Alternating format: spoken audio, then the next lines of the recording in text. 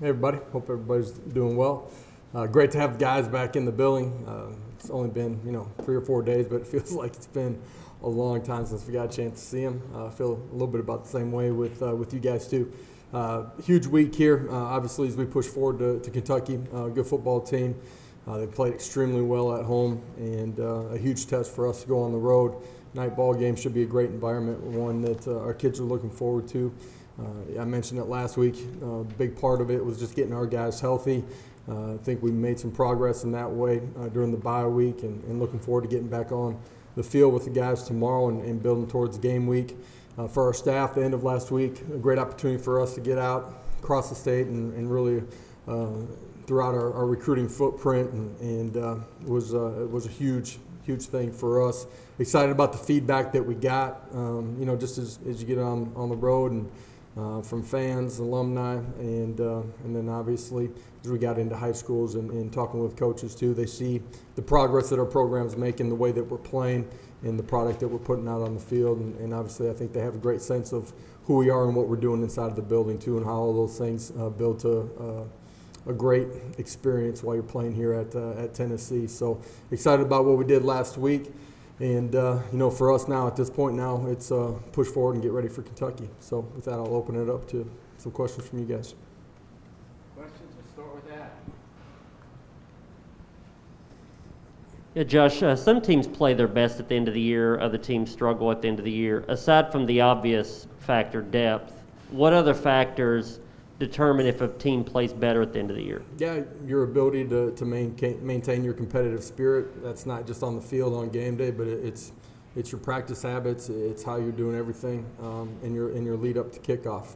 Your depth, the health of your football team can play a part in that.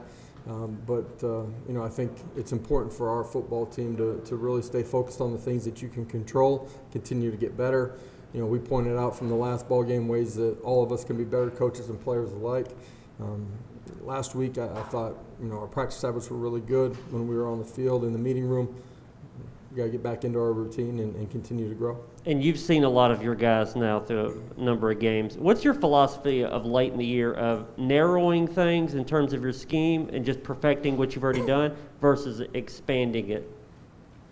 Well, I think a lot of what your scheme involves every single week is predicated based on, personnel that you're seeing on the other side of the football and the scheme that you're seeing. And so you're trying to put your kids in a position to be successful.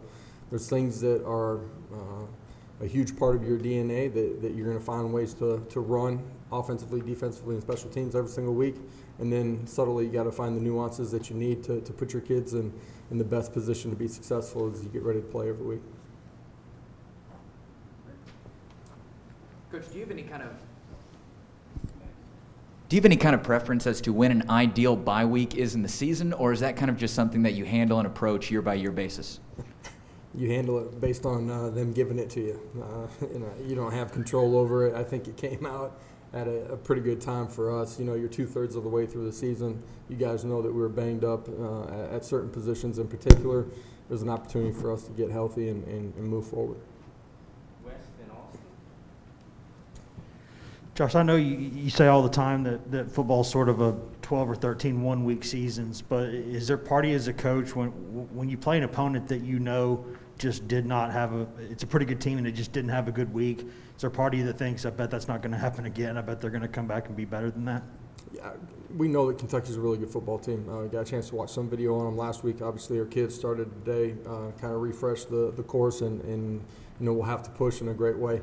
Know the product that they're going to put out there. They're big, strong, athletic, physical. They know their schemes offensively and defensively extremely well. Got out to a good start the other night, didn't finish it the way that they wanted to. Know that we're going to get a great effort from them. It's going to be a great environment, great competitive environment. And we got to be excited and physically and mentally ready to go compete for 60 minutes.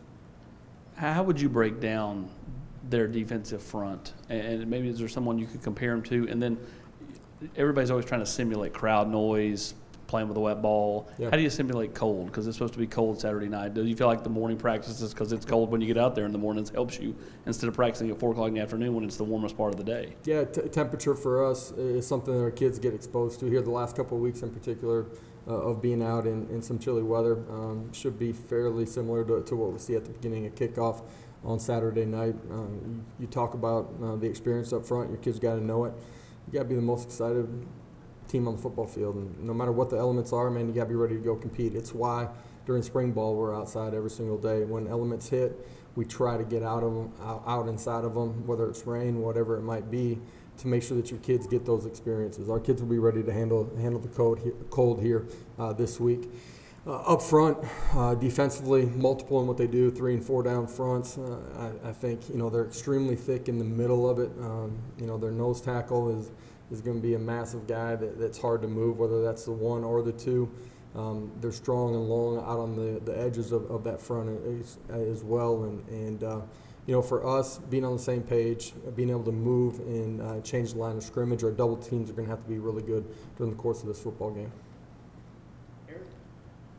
At receiver, Robinson, it looks like he's got about 30 more receptions than anybody else on the team. They like to go to him a lot. Have you seen anything from him and maybe why that's the case in that offense? Well, they're going to target him or try to target him just because of his skill set.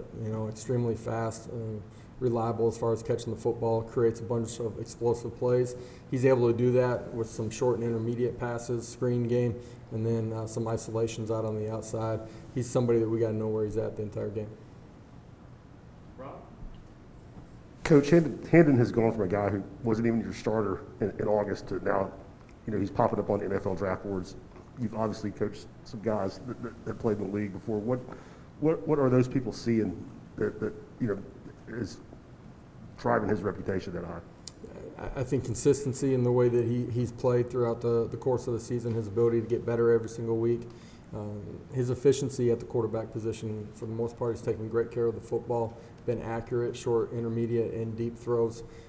His ability to use his feet, all those factors, compile and give him opportunity to have an opportunity at some point to have a career at the next level too.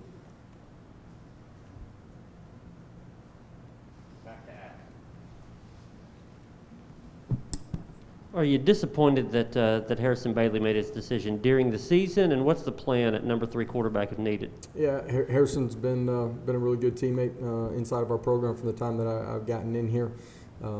In some ways disappointed that the timing of when he makes that decision. It's a different era in college athletics with the transfer portal, over the last couple of years. Because of who he is and what he has been about, I love both the person and the player.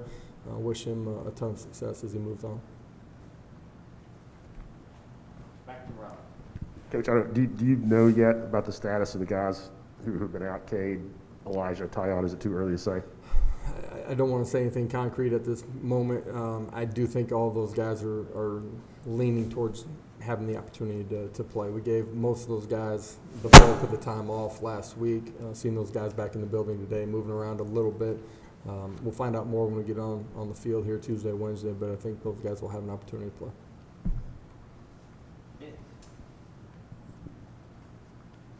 Just to follow up on Adam's question, who do you get ready for that number 3 spot in case you need to go down there?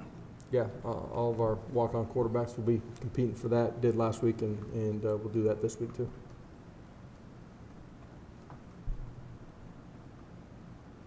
Other questions for Coach? Man, short and sweet today. You guys have a great afternoon.